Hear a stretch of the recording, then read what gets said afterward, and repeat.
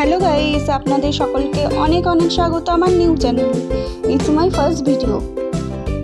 খুব অল্প খরচেই কিন্তু আপনারা মানালি ঘুরে আসতে পারেন।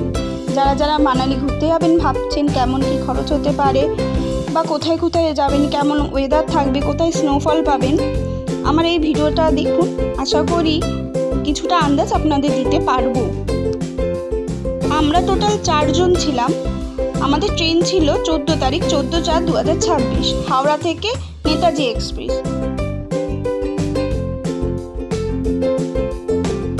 এই নেতাজি এক্সপ্রেসে করে আপনি দুইভাবে যেতে পারেন। হাওড়া টু কালকা, মানে কালকা পর্যন্তও যেতে পারেন। সেক্ষেত্রে কালকাতে নেমে আপনি শেয়ার গাড়ি করেও যেতে পারেন বা টয় ট্রেনে করেও যেতে পারেন। আমি বলবো টয় ট্রেনে করেই যান। সেক্ষেত্রে টয় ট্রেনে কিন্তু জেনারেল টিকিটও পাওয়া যায় বা কলকাতায় আইআরসিটিসির মাধ্যমে 1 মাস আগে থেকেই টয় ট্রেনের টিকিট অ্যাভেলেবেল হয়ে যায়। তো সেখান থেকেও আপনারা টিকিট কালেক্ট করে নিয়ে রিজার্ভেশন করে নিয়ে যেতে পারবেন। বা চণ্ডীগড় থেকেও আপনারা শেয়ার গাড়ি করে নিয়ে যেতে পারেন। আমাদের টোটালটাই প্যাকেজে ছিল, তাই এই প্যাকেজের সাথে পিক অ্যান্ড ড্রপ ইনক্লুডিং ছিল।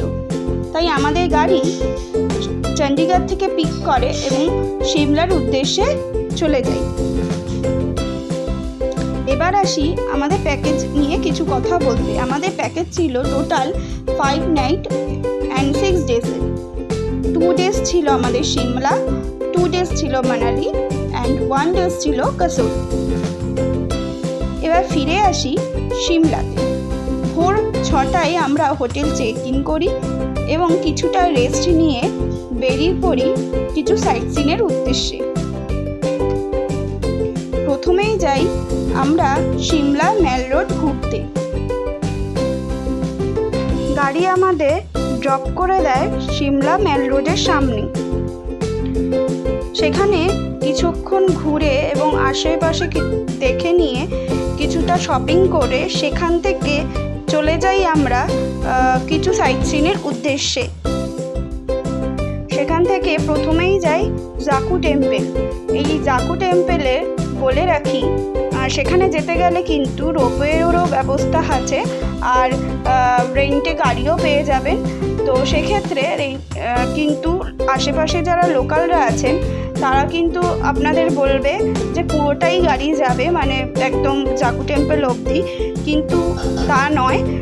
আপনাকে 1.5 থেকে 2 কিলোমিটার হেঁটে ট্রেক করে যেয়ে তারপরে আপনি গাড়িতে উঠতে পারবেন এবং সেখান থেকে আরও 2 কিলোমিটার গাড়ি যাবে। সেখান থেকে আপনি টেম্পলে যেতে পারেন। সেক্ষেত্রে অবশ্যই আমি বলবো যে বার্গেনিং করে নেবেন, কম বেশি হয়ে যায়।